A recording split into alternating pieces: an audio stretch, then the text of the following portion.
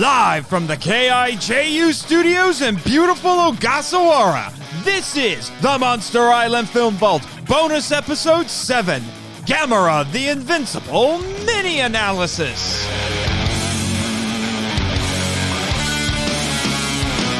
Hello, Kaiju lovers, and welcome to the Monster Island Film Vault, a podcast seeking entertainment and enlightenment through tokusatsu.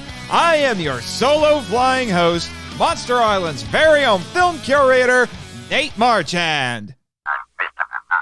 Okay, Han? Really, Jimmy? Well, at least Disney Star Wars doesn't trigger you like Jar Jar does.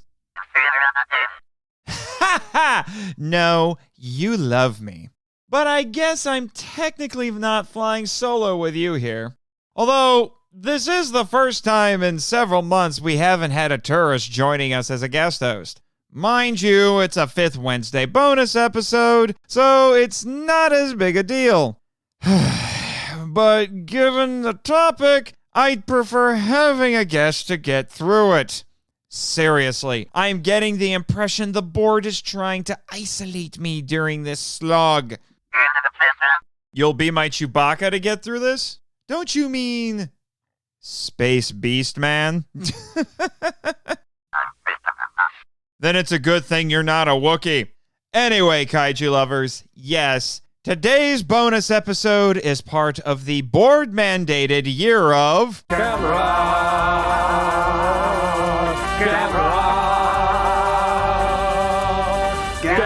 is really neat. Gammera is filled with meat. We've been eating Gammera.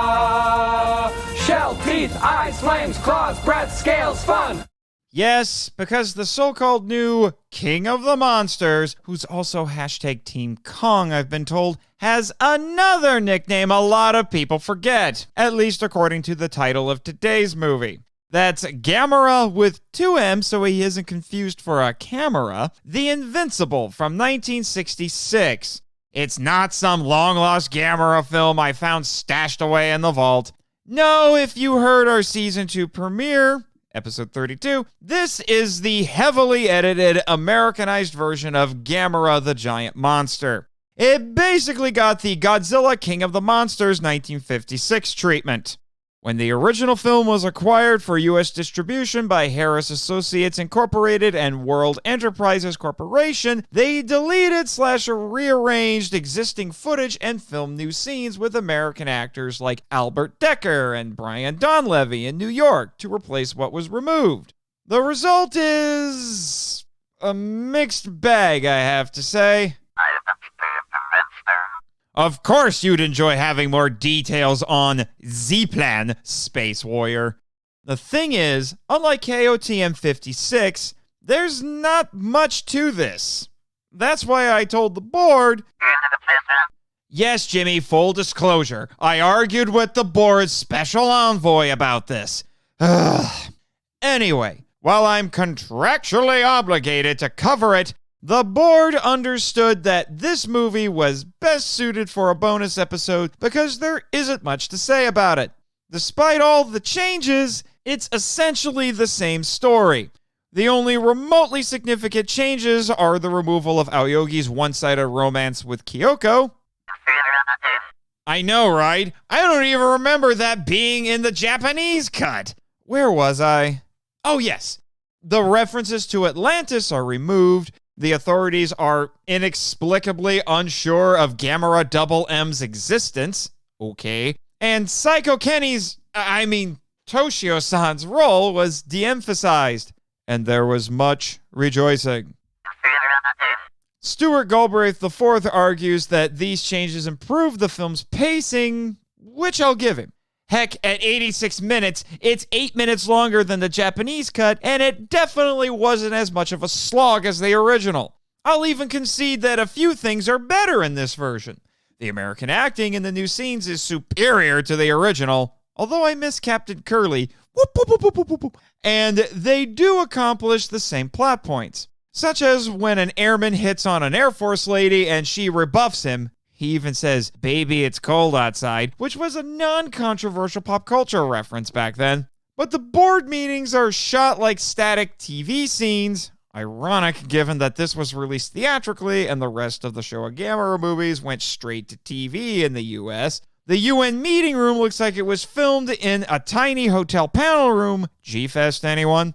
Amazingly, despite some conflict, the Americans and Soviets actually agree to work together on Plan Z. In fact, it's plainly said that the jets at the beginning were Russian, and yet there's still the scene where the American pilot asks for the other plane's nationality. Whoops. The Americans later excuse those planes by saying they flew off course.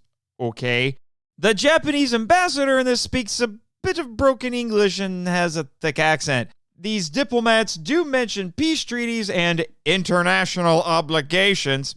Sounds a little familiar. Which, like the Cold War, wasn't something typically mentioned in movies like this. The Americans still plan to use missiles, but this has a lot less weight in this version. And to Jimmy's delight, they at least mentioned that the island where Plan Z is carried out is a space facility. My favorite addition, though, is the new TV show segment. At least in this, they're all Americans and not Japanese scientists who are inexplicably speaking their own native tongue without interpreters. And the dub script writers have some fun with the new characters here, which include host Mr. Standish, Gamera-Double-M believer Dr. Contraire, and non-science on nonsense author Jules Manning. They discuss Dr. Hidaka's claims about Gamera-Double-M, which quickly devolves into a ridiculously heated argument. I felt like I was watching a Bill Nye versus Ken Ham debate. Or social media. Very true, Jimmy. The dubbing by Taitra Studios, aka Titan Productions, who are famous for dubbing Mothra vs. Godzilla and Speed Racer, among other things, is actually pretty good. Although I noticed that characters tended to run their lines together or briefly talk over each other for no reason. So there's that. Man, I've gone this long and haven't mentioned one of the first differences you'll see, or rather hear, compared to the Japanese original. The theme song by The Moons with music and lyrics. Repeating one word counts as lyrics? By Wes Farrell and Artie Butler. I've no idea who this band is, but according to the record cover that has this as a single, they're the most exciting thing since the Beatles. This theme plays for about 10 seconds at the beginning of the movie and comes back during the scene where the youth tell off the police and refuse to evacuate. So at that point, it's diegetic. But then the score plays over it poorly. There's also some voiceover narration, but unlike the dubs for Godzilla Raids Again and Rodan, it never returns after the first few minutes. And it should be noted that there are some unused special effects shots restored in this version, most notably during Gamera-Double-M's attack on the geothermal plant. So why were all these changes made, you may ask? Well, it was to make the movie more marketable in the US, but the reasoning behind it was vastly different and much more practical compared to Godzilla King of the Monsters 1956. In Godzilla's case, it was a concession to lingering post-war resentment and prejudice toward the Japanese people and their films. Mainstream American culture wasn't yet at a place where it could accept a film with an all-Japanese cast. This? It was because the performances by the English-speaking expatriates in the original was horrible, and the English spoken by the Japanese actors was poor. That's about it. That's true, Jimmy. It was a bit like KOTM 56 in that the filmmakers wanted more of an American perspective on the story. I say all this, kaiju lovers, because at least KOTM 56 exists as something of a historical relic. It's a reflection of Japanese-American relations at that moment in history. Gamera-Double-M the Invincible is just an attempt to put a gold ring in a pig's snout. It'd be like Funimation filming and inserting new scenes of a Japanese-American actress to replace Satomi Ishihara as Kyoko Ann Patterson in Shin Godzilla because they thought her English was too terrible for American audiences. That wouldn't be done now. So, honestly, this movie's backstory is far less interesting to me. But like King of the Monsters 56 with Godzilla, it did introduce America to Gamera. You might have a point there, Jimmy. Mystery Science Theater 3000, for better or worse, did introduce a lot of people to the Guardian of the Universe. We can't underestimate what this movie did, though. And that legacy is part of what we'll be discussing during the rest of the year of Gamera. We still have 9 wonderful films to go. Can you tell I'm excited?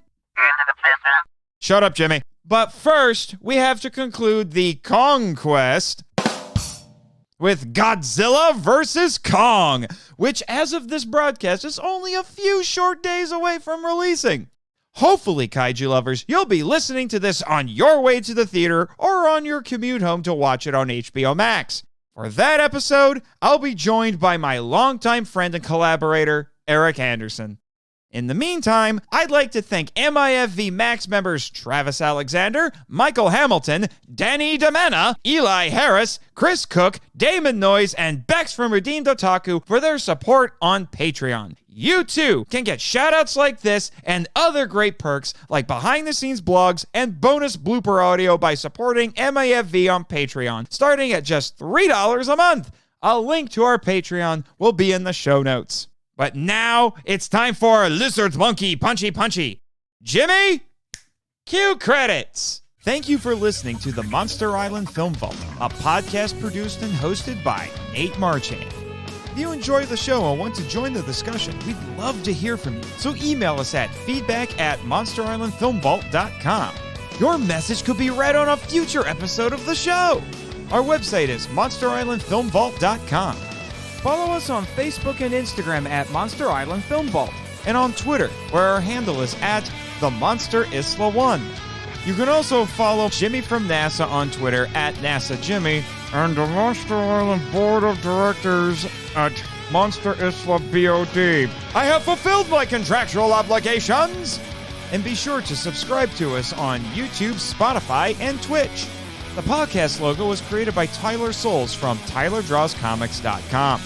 Our theme song is Wanderer on the Offensive live edit by B33J, Sarax, Juan Madrano, and Nonsensical Lexus, which is a remix of Counterattack, Battle with the Colossus, and The Open Way, Battle with the Colossus by Kowatani from the video game Shadow of the Colossus. All film and audio clips belong to their respective copyright holders, and no infringement is intended or implied. Please rate and review us on Apple Podcasts and or Podchaser to spread the word about the show. You can also support us by joining MIFV MAX on Patreon.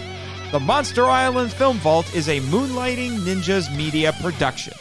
Sayonara!